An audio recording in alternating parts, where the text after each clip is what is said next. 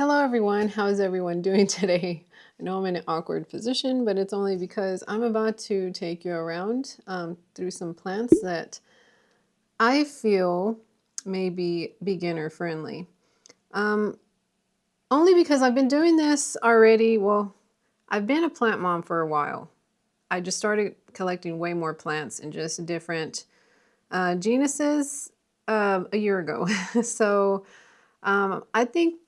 I think I can pretty much tell you by now what plants are going to be easier for people that are barely starting. Like they've never had a plant before, or maybe they've had one plant for a little bit,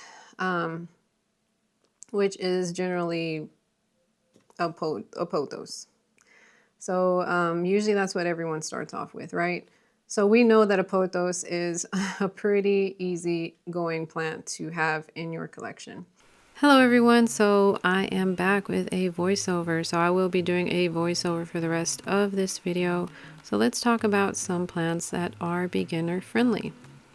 So let's get started with pothos. So I do have a few varieties in my home, and the ones that we will be looking at here soon are the Snow Queen, the Golden Pothos, and the Global Green. So this one is the Snow Queen that we are currently looking at. It has beautiful foliage. I do absolutely love this plant. And also with pothos, they are very chill plants. They don't need fancy soil, just something that's well draining. You can even use like a basic indoor potting mix with these, with a bit of perlite or orchid bark mixed in if you'd like. They thrive in bright indirect light, but they'll also tolerate lower light. As you can see that I do have some on my kitchen cabinets. So that's a very good thing. They love it there.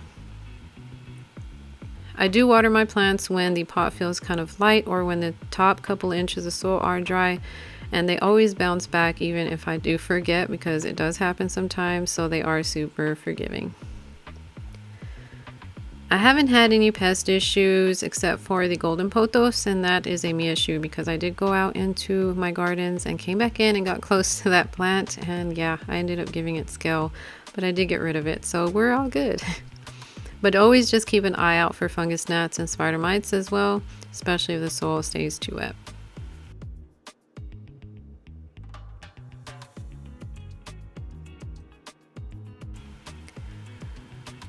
So we do have the Scindapsus. It's also a type of pothos, which is a satin pothos. This one has gorgeous silvery leaves, y'all.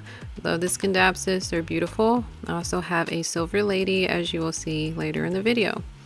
It's similar care to the pothos. It's bright and direct light and not too much water and well draining soil as well. Mine has been super low maintenance and pest free. It's a great plant if you love trailing vines, just like all the other plants, or you can also put this one to climb up if you'd like. But you can do that with all the other ones as well. So as you see here, there is a philodendron Brazil on my fridge. So these are very beginner friendly. And I also have a Micans and a heartleaf philodendron, and they've all been really good to me. Now they're just as easy as pothos. These guys also like indirect light. I let the soil dry out in between waterings as well, and again, a light airy soil mix is key. What's cool about the philodendrons is that they're fast growers and they're really adaptable, and you can grow them in pots, or you can also have these climb if that's what you prefer. As you can see, I do have an Adansonii next to my philodendron Brazil. This one is in semi-hydro. It's doing really well in semi-hydro, so I just keep it there, and it loves the top of my fridge, and like all my other plants, it loves my kitchen. It's actually doing better in my kitchen than where it was previously, which was in my Vitstro.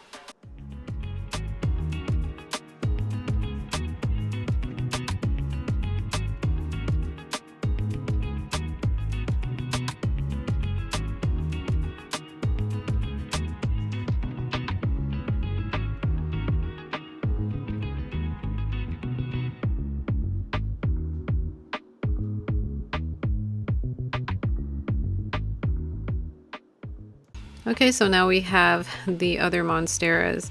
So I do have my Monstera deliciosa here, and my Thai constellation. Now these are iconic plants and they look dramatic, but they're actually pretty chill once you get to know the basics. They like bright indirect light and they don't want to be overwatered. I use a chunky soil mix with bark perlite and potting soil. They love good drainage, and you'll know they're happy when they put out fenestrated leaves for sure. The Thai constellation can be a bit more finicky from what I've heard, but honestly mine's been doing well with the same care as the others. So just watch out for root rot and don't keep the soil too soggy.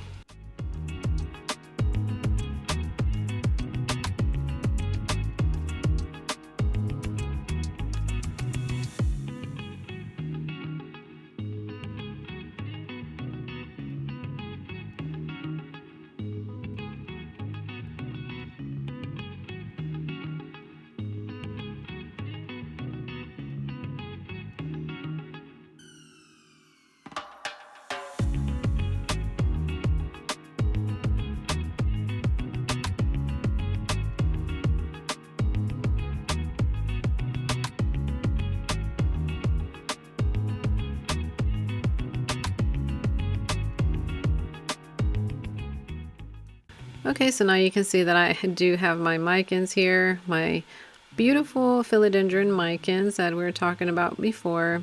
This one does have dark foliage, so if this one is one that you are interested in, it is called the philodendron micans if you don't have this one already, because it has became popular already over time. So this one's well known.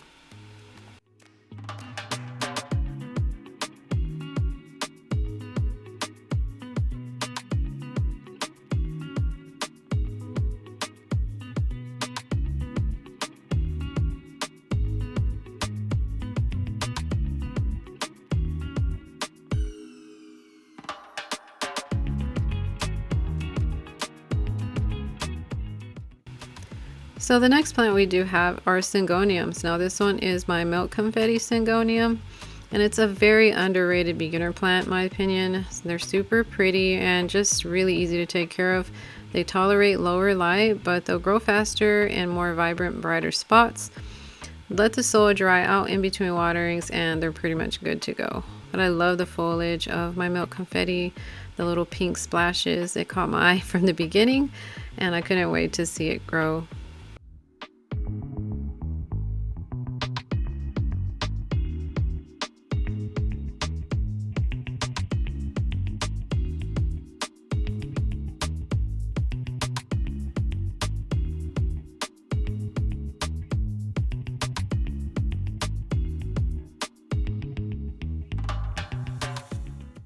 Okay, so now Hoyas.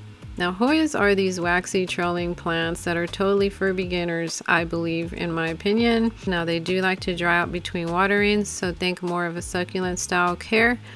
And they love bright and direct light. Some varieties even bloom when they're super happy. And I've had experience with that and it's amazing to see. And what's really cool is that a lot of them just have really different blooms, and you'll see that's why people like to buy Hoyas in the first place. Mine is more of the foliage. I really do love the variegated leaves.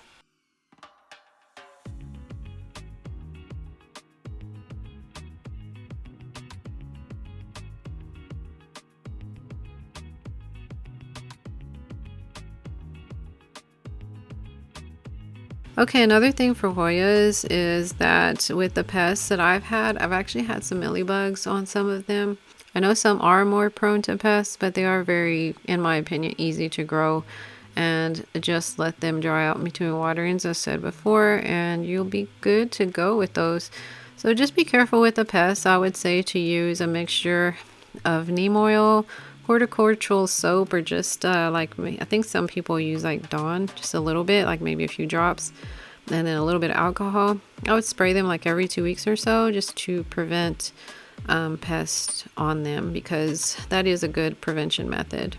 I do use systemic in some of my plants, but I know some people don't like to use that type of treatment, but that is also another option. It's Bonide that I do use. But yeah, you guys, these are all in my plants, and I do say that they are beginner approved. And I really do think they'll be great for anyone that's just getting into plants, but just stick with well draining soil, bright indirect light, don't overwater your plants, and you're golden. But I do thank you for watching this video. If you are not subscribed and you do enjoy my content, don't forget to subscribe, don't forget to like my video, and I will see you in my next one. Bye y'all.